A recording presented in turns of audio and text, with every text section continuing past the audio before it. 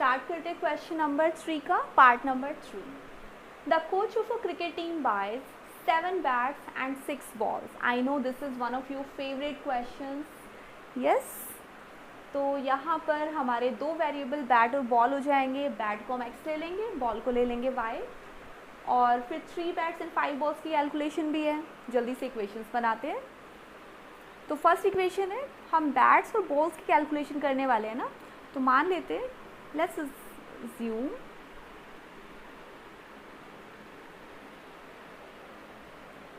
Price of one bat,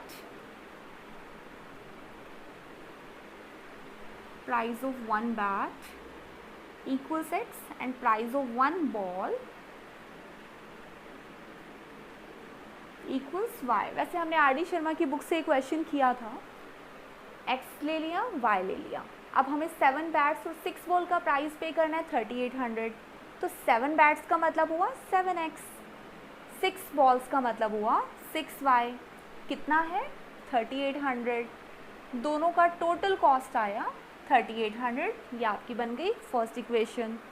second equation के लिए आपको क्या दिया हुआ है, 3 बैट्स एंड 5 balls. 3 बैट्स का मतलब हो गया 3x प्लस 5 balls का मतलब हुआ 5y इक्वल्स 1750. ये बन गई आपकी इक्वेशन नंबर 2. और यहाँ पर आप ज़रूर लिखिए अकॉर्डिंग टू क्वेश्चन. ठीक है, अब आते हैं हम अपनी इक्वेशंस से वैल्यूज़ डिराइव करते हैं.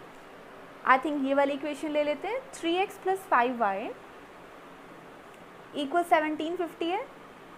हम यहाँ से x की वैल्यू ऑब्टेन कर रहे हैं, तो हम यहाँ 3x रखते हैं पहले.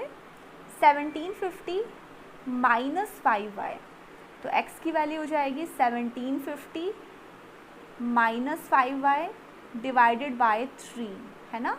ये माइनस नहीं होंगे ऑब्वियसली. तो 1750 माइनस 5y, 3 ये जो मल्टीप्लाई था यहाँ पर आकर हो गया डिवाइड. ये बन गई हमारी इक्वेशन नंबर 3. मेरे पास 1 2 3 आ चुकी है. थर्ड इक्वेशन की ये वैल्यू किस में रख सकते हैं, फर्स्ट में रख देते हैं. फर्स्ट इक्वेशन है, यहाँ पे करते आगे, 7x plus 6y equals 3800. 7x की जगह मुझे ये वैल्यू पुट करनी है, जिसका मतलब हुआ 1750 minus 5y divided by 3 plus 6y equals 3800. अब ये 7 और 3 डिवाइड नहीं हो सकते ऑब्वियसली, नहीं होंगे.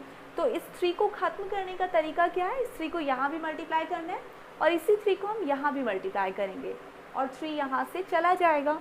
तो हम इस 3 को पहले हम ऊपर वाला पार्ट ऐसे ही कर देते हैं. 1750 माइनस 5y, इसमें हमने फ़िलहाल कोई चेंज नहीं किया है. अब ये जो 3 है इस प्लस 6 के साथ मल्टीप्लाई हुआ 18y इक्वल्स 3 3800 के साथ मल्टीप्लाई हुआ तो आया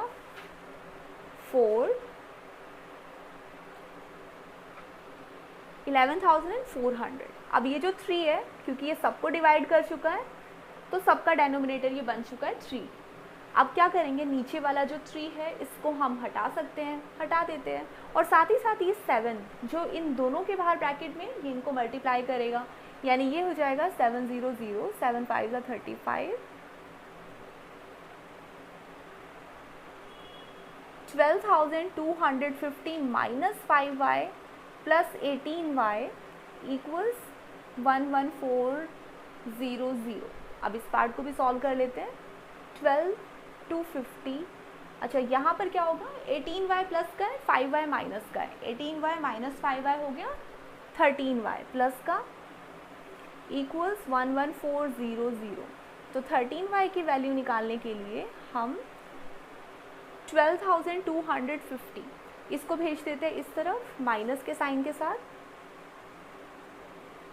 तो y की वैल्यू हो जाएगी 11,400. इसमें कुछ मिस्टेक है,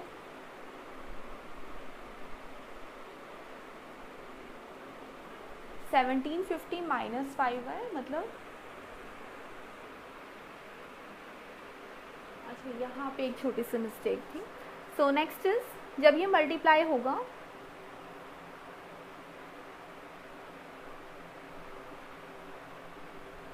राइट, 7 और 5 मल्टीप्लाई हुआ तो 35y, 7 को यहाँ भी मल्टीप्लाई किया ना 35y प्लस 18y इक्वल्स 11,400।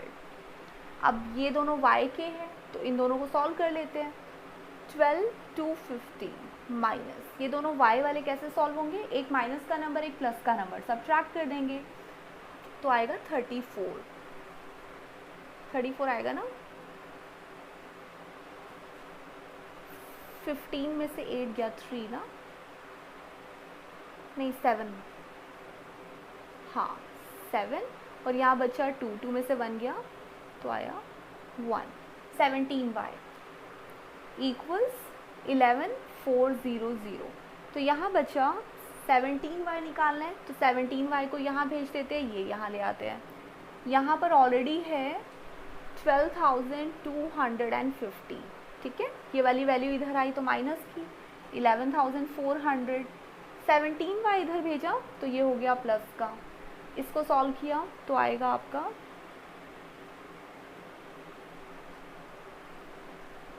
58, है ना।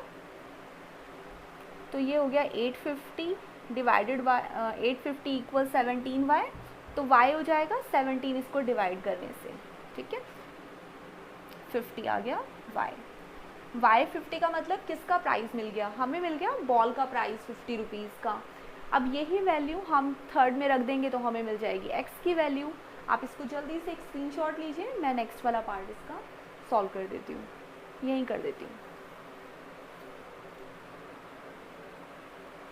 ये वाली वैल्यू हम इसमें रखने जा रहे हैं तो x आ जाएगा 1750 minus 50 into 5 250 divided by 3। 1750 minus 250 is 1550, 1500 है ना, बाय 3, तो ये आ गया आपके पास 500। तो आपके पास बैट का प्राइस आ गया है 500 रुपीज़ एंड बॉल का प्राइस आ गया है 50 रुपीज़। और आंसर आपको बैट और बॉल के प्राइस के साथ ही लिखना होगा, ना कि एक्स और वाई की फॉर्म में, ठीक है, तभी आपको पूरे मार्क्स मिलेंगे। इसको जल्दी से स्क्रीनशॉट लेके सेव करिए, फिर आते हैं नेक्स्ट क्वेश्चन पर। Yes, next question is going to be really important question. Question कहता है the taxi charges in a city consists of a fixed charge and charge for the distance covered। इसका मतलब ये हुआ कि जब एक टैक्सी से अगर ट्रैवल किया जा रहा है तो वहाँ पर दो तरह के चार्जेस हैं। एक तो एक फ़िक्स चार्जेस हैं जो टैक्सी हमेशा लेगी। मान लीजिए आपने टैक्सी हायर की, आपको टैक्सी हायर करते ही 20 रुपीज़ का चार्ज है मिनिमम जो आपको पे करना पड़ेगा। उसके अलावा और भी चार्ज होगा। कौन सा चार्ज होगा, जितना उसने डिस्टेंस कवर किया। तो यहाँ पे कह रहा है कि एक टैक्सी है एक सिटी में जो कि कंसिस्ट करती है, मतलब उसका जो चार्ज है उसमें क्या दो चीज़ें हैं, एक है फिक्स चार्ज और एक है चार्ज फॉर द ट्रैवलिंग। जितना उसने डिस्टेंस कवर किया उसका चार्ज भी वो पे करना पड़ता है। For a distance of 10 kilometre, अगर हम 10 किलोमीटर जाते हैं तो 105 रुपये का चार्ज आया, यानी 105 रुपये का बिल बना। अगर हमने 15 किलोमीटर ट्रैवल किया तो 155 रुपीज़ का बिल बना। अब क्या कहता है, आगे मैंने मेंशन नहीं किया because it was very less space over here, so for that. तो आगे हमें कैलकुलेट करना है फिक्स चार्ज और charge for the distance covered, यानी पर किलोमीटर वो कितना चार्ज करती है, हमें वो भी कैलकुलेट करना है। तो ऑब्वियस सी बात है, दो वेरिएबल कौन से हो जाएंगे, हमें एक्स और वाई जो मानने होंगे वो माने जाएंगे। एक तो फिक्स चार्ज,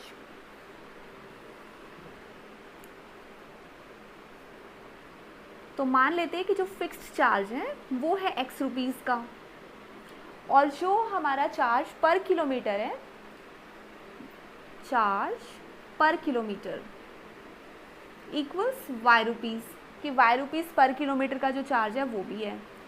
अब देखिए क्या होगा, अगर हम 10 किलोमीटर ट्रैवल करते हैं तो हमारा चार्ज कितना आएगा, हर किलोमीटर पर y रुपीज़ आएगा, यानी कि 10y हो गया। लेकिन फ़िक्स चार्ज भी लगेगा ना, लेकिन फ़िक्स चार्ज कितना लगेगा, फ़िक्स चार्ज तो बस एक ही बार का चार्ज है, यानी कि x ही लगेगा, x प्लस 10y। x का मतलब हो गया ये चार्ज तो फिक्स है, इसमें कोई चेंज नहीं है, लेकिन हमें फिर भी नहीं पता तो हमें इसको वेरिएबल की फॉर्म में लेना पड़ा, x ले लिया। और ये 10y क्यों आया, क्योंकि हमने 10 किलोमीटर चार्ज 10 किलोमीटर ट्रैवल किया, और कितना बिल आया? बिल आया हमारा 105 रुपये का, 105। इसको हमने दे दिया equation number 1 and this is called according to question. Easy है ना बनाना? बिल्कुल ऐसे ही हम सेकंड पार्ट पर जाएंगे। अब हमने 15 किलोमीटर की जर्नी की, हमने 15 किलोमीटर ट्रैवल किया, हर किलोमीटर पर y रुपीज़ लगे, इसका मतलब हमें देने पड़े 15y।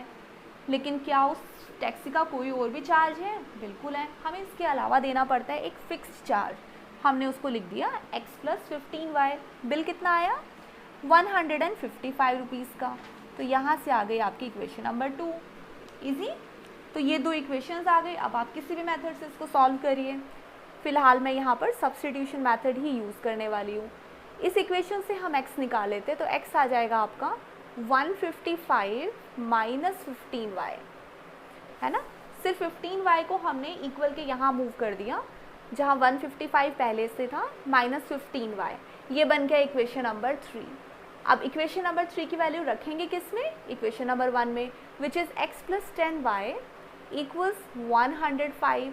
x की जगह इतनी बड़ी सी value which is 155 - 15y + 10y = 105। हमें इसको सॉल्व करना आता है ना, तो ये हो गया 155 - 15 + 10 कितना हो जाएगा? -5y। और माइनस का क्यों है? प्लस माइनस है तो माइनस करना पड़ा, तो हमने 15 में से 10 माइनस किया, 5 आया। लेकिन साइन माइनस का क्यों आया? क्योंकि माइनस का नंबर बड़ा था। हमें चाहिए वैल्यू 5y की, हम इसे यहाँ शिफ्ट कर देंगे। ये हो गया 155। 105 को इस तरफ ले आते हैं माइनस का, इक्वल अपनी जगह, -5y को हम यहाँ भेज देते हैं, तो ये हो गया प्लस का 5y। क्लियर है? प्लस का 105 इस तरफ आया है माइनस के साथ, माइनस का 5y हमने यहाँ मूव किया प्लस के 5y के फॉर्म में। इन दोनों को सॉल्व किया तो ये बचा आपके पास 50 = 5y। तो यहाँ से हमें पता चला कि 50/5 यानी जो हमारा फिक्स चार्ज है ना, सॉरी फिक्स चार्ज नहीं, जो पर किलोमीटर चार्ज है वो है 10 रुपीज़ का। और इसी से हमें x की वैल्यू भी निकालनी है। वैल्यू हम यहाँ रख के निकालते हैं क्योंकि हमें इसका एक पार्ट और भी सॉल्व करना है। यहाँ पर हम x निकाल रहे हैं 155, हमेशा इक्वेशन 3 में रखते हैं ना हम, इसलिए 15 × 10। तो 155 में से क्या माइनस किया? 150 माइनस किया, यानी कि यहाँ पे बचा 5। तो फिक्स चार्ज कितना कम है? सिर्फ 5 रुपये का चार्ज आया। तो फिक्स चार्ज है 5 रुपये और यहाँ पर 10 रुपये हमारा पर किलोमीटर का चार्ज है। इस क्वेश्चन का लास्ट का पार्ट बचा है जो कि मेंशन नहीं कर पाई थी मैं यहाँ पर। वो कहता है how much does a person have to pay for travelling a distance of 25 kilometre. अब की बार एक पर्सन है जिसको 25 किलोमीटर जाना है, हमें बताना है कि उसको टोटल कितना पे करना होगा। 25 किलोमीटर जाना है तो उसका सीधा सा मतलब हुआ उसको 25y तो पे करना ही करना है। 25y का मतलब जो हमारा पर किलोमीटर का चार्ज है, इसके साथ एक फ़िक्स चार्ज भी है जो कि 5 रुपीज़ है, यानी कि x है वो भी पे करना पड़ेगा। अब इसी को सॉल्व कर लेंगे। ये हो गया x यानी कि 5 सॉरी प्लस 25, y हमारा जो चार्ज है वो 10 रुपीज़ का है, 10, ये हो गया 5 प्लस 250, यानी आंसर आ गया 255 रुपीज़। तो ये उसको पे करना पड़ेगा और यही हमारा आंसर है। आप ये भी आंसर में मेंशन करेंगे, पर किलोमीटर चार्ज इक्वल्स 10 रुपीज़, ठीक है, फिक्स चार्ज इक्वल्स 5 रुपीज़। और थर्ड आपने ये भी निकाला 25 किलोमीटर का जो चार्ज है दैट इज़ 255 रुपीज़, और इसको मेंशन कर देंगे आंसर में। I hope you got the concept. इसके बाद हम स्टार्ट करते हैं क्वेश्चन नंबर 5। इसका जल्दी से आप एक स्क्रीनशॉट सेव कीजिए। चलिए स्टार्ट करते हैं क्वेश्चन नंबर 3 का 5th पार्ट। अब 5th पार्ट में बात हो रही है एक फ्रैक्शन की। क्वेश्चन कहता है एक फ्रैक्शन है बिकम्स 9/11। वो 9/11 नहीं है, वो 9/11 बन जाती है। कब बन जाती है? If 2 is added to both. अगर हम 2 ऐड कर दें उसके न्यूमरेटर एंड डेनोमिनेटर दोनों में, फ्रैक्शन कैसी होती है? फ्रैक्शन होती है ऐसी फॉर्म में x/y p/q, है ना। तो ये कहते हैं अगर हम न्यूमरेटर और डेनोमिनेटर दोनों के अंदर क्या ऐड करें? 2 ऐड करें, तो ये बन जाती है 9/11। क्लियर है स्टेटमेंट। सेकेंड स्टेटमेंट कहता है if 3 is added to both, अगर हम न्यूमरेटर एंड डेनोमिनेटर दोनों के अंदर 3 ऐड कर दें तो क्या होगा, इट बिकम्स 5/6। अब की बार वो बन जाती है 5/6। And now it says find the fraction, fraction find करनी है। अगर हमें फ्रैक्शन फाइंड करनी है तो उसका मतलब हमारे पास फ्रैक्शन के एक्स और वाई होने चाहिए, यानी कि हम मान लेते हैं कि जो फ्रैक्शन है ना, let's take fraction to be, let's take या let's assume fraction is x upon y. देखिए जब हमारे पास नंबर्स होते हैं ना कि आपको 2 नंबर्स दिए गए हैं तो आप 2 अलग अलग नंबर, एक नंबर x मान लेते हैं, एक नंबर y मान लेते हैं। फ्रैक्शन है तो आप उसका न्यूमरेटर x मान लीजिए, डेनोमिनेटर y मान लीजिए, तो फ्रैक्शन आपकी हो जाएगी x अपॉन वाई। मैंने थोड़ा शॉर्टकट में लिखा है। नेक्स्ट कहते हैं, अब आते हैं ATQ यानी कि अकॉर्डिंग टू क्वेश्चन पर। अकॉर्डिंग टू क्वेश्चन करना बहुत ईजी होता है क्योंकि जो क्वेश्चन कहता है हमें वही करना होता है।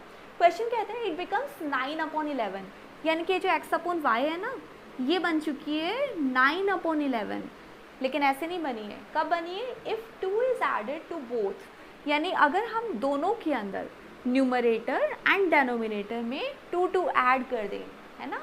If 2 is added to numerator and denominator, जो इन्होंने कहा वो चीज़ हमने यहाँ पर कर दी, तो ये बन जाएगी 9/11।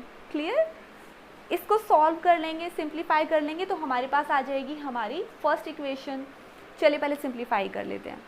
अब क्या करना होगा सिंप्लीफाई करने के लिए, इसको सिंप्लीफाई करने का तरीका है क्रॉस मल्टीप्लाई कीजिए। 11 को आप यहाँ मल्टीप्लाई कीजिए, यहाँ से 11 वैनिश।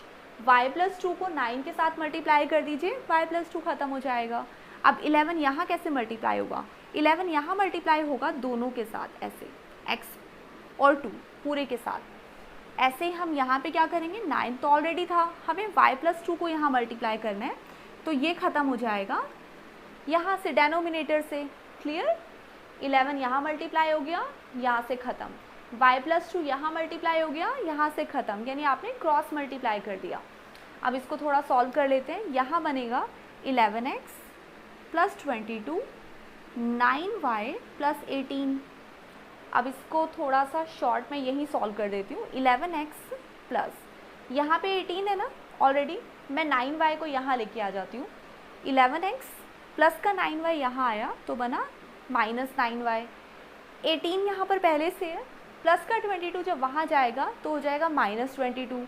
-22 और +18 यानी कि -4, तो यहाँ पर बच गया -4। ये बन गई आपकी फर्स्ट इक्वेशन। क्लियर। अब आते हैं हमारी सेकेंड इक्वेशन पर। सेकेंड इक्वेशन के लिए इन्होंने क्या स्टेटमेंट दी है, अब फिर से ATQ कहता है if 3 is added to both the numerator and denominator. अब न्यूमरेटर एंड डेनोमिनेटर दोनों के अंदर हमने 3 को ऐड कर दिया है। फ्रैक्शन तो हमारी ये है, दोनों के अंदर 3 इज़ एडेड, तो चलिए हमने 3 भी ऐड कर दिया। फिर क्या हुआ, इट बिकम्स 5/6। अब की बार ये फ्रैक्शन बन गई है 5/6। अब ये भी सॉल्व करना हमें आता है ना। 6 को हम यहाँ पूरा मल्टीप्लाई कर देंगे x+3 के साथ, तो डेनोमिनेटर से ख़त्म हो जाएगा। ये y+3 इक्वल के यहाँ मल्टीप्लाई हो जाएगा, तो ये भी ख़त्म हो जाएगा। राइट। ऐसा तभी क्रॉस मल्टीप्लाई होता है जब बीच में इक्वल का साइन हो। अगर इक्वल का साइन नहीं है तो फिर आप ऐसे क्रॉस मल्टीप्लाई नहीं करेंगे, फिर आप LCM लेंगे। ठीक है, यहाँ क्रॉस मल्टीप्लाई हो जाएगा। अब इसको सॉल्व कर लेते हैं। ये हो जाएगा 6x + 18 = 5y + 15। x और y वाले एक तरफ किए, यहाँ हो गया 6x प्लस का 5y यहाँ पर आकर बना -5y। 15 मैंने प्लस के 18 को इस तरफ शिफ्ट किया तो आया माइनस का 18। 6x - 5y यहाँ पर कितना आ गया -3। एक काम करते हैं, यहीं पर इक्वेशन नंबर 2 जो बन गई है ना, इसी को थोड़ा सा और आगे चेंज करके हम x की वैल्यू निकाल लेते हैं। कैसे, तो देखिए 6x कितना हो जाएगा -3, माइनस का 5y भी यहाँ भेजा तो बना प्लस का 5y। तो x कितना हो गया -3 + 5y पूरे के नीचे 6, ये मत भूलिएगा। ये 6 यहाँ मल्टीप्लाई में जब है इक्वल के यहाँ पूरे के पूरे जितना भी यहाँ पर नंबर होगा पूरा डिवाइड हो जाएगा। ठीक है, यहाँ पर आ गया हमारा =6। अब ये इक्वेशन नंबर 3 आ चुकी है, हमारे पास x की एक वैल्यू आ चुकी है। ये वैल्यू हम रख देंगे फर्स्ट इक्वेशन में, क्योंकि हमने ये सेकेंड इक्वेशन से डिराइव की है। जब फर्स्ट इक्वेशन यानी कि हमारी इक्वेशन थी 11x माइनस 9y इक्वल्स -4, हम इसके अंदर पुट करेंगे तो हमें मिल जाएगा हमारा आंसर 11। x की जगह हमने ये रखा है -3 plus 5y divided by 6 minus 9y equals -4। Now what else, थोड़ा सा मिटाना पड़ेगा, हमें हटाना पड़ेगा। आप इसका स्क्रीनशॉट सेव कीजिए, ठीक है।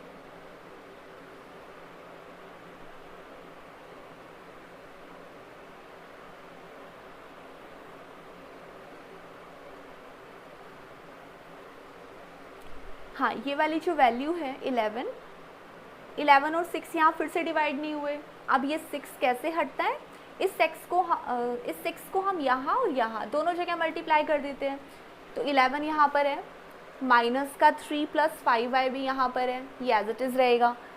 अब ये जो 6 है ना, इसको हटाने के लिए हमने यहाँ मल्टीप्लाई किया तो बना माइनस का 54y, इक्वल की जगह इक्वल, 6 -4 को भी मल्टीप्लाई करेगा तो बनेगा माइनस का 24। अब इसको भी सॉल्व करना है, यानी कि हम 11 को मल्टीप्लाई करेंगे। यहाँ पर 11 को पहले हम मल्टीप्लाई कर देते हैं यहाँ 3 के साथ, तो ये बना माइनस का 33 प्लस 55y माइनस का 54y इक्वल्स -24। अब 55y माइनस 54y यानी कि 1y बचा, तो यहाँ हो गया y इक्वल्स -24। ये जो माइनस का 33 है इक्वल के वहाँ शिफ्ट होगा, मूव होगा, तो बन जाएगा प्लस का 33। y की वैल्यू आ गई हमारे पास 7, है ना। 7 नहीं, कितना आएगा, 9 आएगी ना, यस। 13 माइनस 14 माइनस 3 24 30, हाँ 33 माइनस 24 करते हैं ना, 9 आएगा। इट्स ओके, होता है कन्फ्यूजन, डोंट वरी। बोर्ड पे काम करने में ना थोड़ा सा कन्फ्यूजन होता है कैलकुलेशन में, सच्ची में होता है। तो y की वैल्यू आ चुकी है 9, y की ये वैल्यू हम यहाँ रख देंगे इसमें, तो हमें मिल जाएगा x। तो x हो गया -3 प्लस 5, y की जगह 9 रखा तो ये बन गया सीधा 45 डिवाइडेड बाय 6। 45 माइनस 3 यानी कि 42/6 एंड 42/6 का मतलब हुआ 7, राइट। तो मेरे पास x आ चुका है 7, y आ चुका है 9, काम खत्म। मुझे पता है आप इतना ही करने वाले हैं, इतना ही करेंगे ना शैतानो, इतना नहीं करना है, पूरा फ्रैक्शन लिखना है। x बाय वाई कितनी है फ्रैक्शन, x बाय वाई यानी कि हमारी फ्रैक्शन है 7/9। सो आंसर इज 7/9, और इस पर आंसर लिखना ज़रूरी है, please please please make it sure. I hope it is done. अब हम पार्ट नंबर 6 करने जा रहे हैं। 5 years hence the age of Jacob will be 3 times that of his son। Jacob है, उनके बेटे हैं, दोनों की एज का रिलेशनशिप क्या है, 5 साल हैंस। 5 साल हैंस का मतलब ये हुआ कि हम बात कर रहे हैं 5 साल आज के आगे, फ्यूचर की बात कर रहे हैं। That of his sun 5 years ago, लेकिन 5 साल पहले क्या था, जैकोब्स एज वो 7 times that of his son. Jacob की एज अपने बेटे से 7 times थी। What are their present ages, यहीं से क्वेश्चन हमें पिक करना चाहिए एंड से। तो इसका मतलब हम दोनों की ना प्रेजेंट एज को अज्यूम कर लेते हैं। हम मान लेते हैं जो जैकोब की प्रेजेंट एज है, let's assume present ages of Jacob. Jacob की प्रेजेंट एज को हम x कह देते हैं और सन की प्रेजेंट एज को हम कह देते हैं y। अब ये जो दो अलग अलग स्टेटमेंट है ना, 5 years ago और 5 years hence, इसके लिए हम अपनी स्क्रीन के 2 पार्ट्स कर देते हैं। यहाँ पर बात करेंगे हम 5 years hence की, hence का मतलब वो फ्यूचर की, और यहाँ बात करेंगे 5 years ago की, यानी 5 साल पहले। क्या कहते हैं 5 years hence the age of Jacob. पहले देखेंगे अभी जैकोब कितने साल का है, x years का है, तो 5 साल बाद दोनों की एज क्या हो जाएगी, x + 5, और बेटे की एज भी y + 5 हो जाएगी, राइट। ये जैकोब है, ये जैकोब का बेटा है। 5 साल बाद दोनों की एज 5-5 साल बढ़ चुकी है। क्या होगा, 3 टाइम्स हो जाएगी अपने बेटे से, यानी कि वो ये कहना चाह रहे हैं कि जैकोब अपने बेटे की एज का 3 टाइम्स हो जाएगा। तो हमने वही किया, जैकोब के बेटे की एज को 3 टाइम्स कर दिया और ये हो गया जैकोब की एज का कैलकुलेशन। इसको सॉल्व कर लेंगे, हमारे पास फर्स्ट इक्वेशन आ जाएगी विच इज़ x + 5 = 3y + 15। तो x - 3y हो गया 15 - 5 विच इज़ 10। इक्वेशन नंबर 1 यहाँ पर आ गई। लेकिन हमें 5 ईयर्स अगो के बारे में भी बात करनी है, यानी 5 साल पहले क्या हुआ। 5 साल पहले दोनों की एज x और y नहीं थी। कितनी थी, जैकोब x - 5 और जैकोब के बेटे की एज थी y - 5 की। क्लियर। तो क्या हुआ, 5 साल पहले 7 टाइम्स हो गई थी अपने बेटे की एज से, यानी कि जैकोब जो है ना वो अपने बेटे की एज का 7 टाइम्स, बेटे की एज का 7 टाइम्स ऐसा होगा। 3 टाइम्स करने के लिए हमने यहाँ 3 लिखा था, 7 टाइम्स का मतलब हुआ हमने 7 से मल्टीप्लाई कर दिया। बना लीजिए सेकेंड इक्वेशन, x - 5 = 7y - 35। 7 को दोनों से मल्टीप्लाई किया, y से भी और 5 के साथ भी। तो ये इक्वेशन बनी x - 7y = -35 + 5, जिसका मतलब आएगा -30, which is equation number 2। Equation number 1 और 2 हम सॉल्व कर लेंगे तो हमारे पास वैल्यूज़ आ जाएंगी हमारे जैकोब और उनके बेटे की प्रेजेंट एज की फॉर्म में। ठीक है, आप इसको कैलकुलेट कीजिए।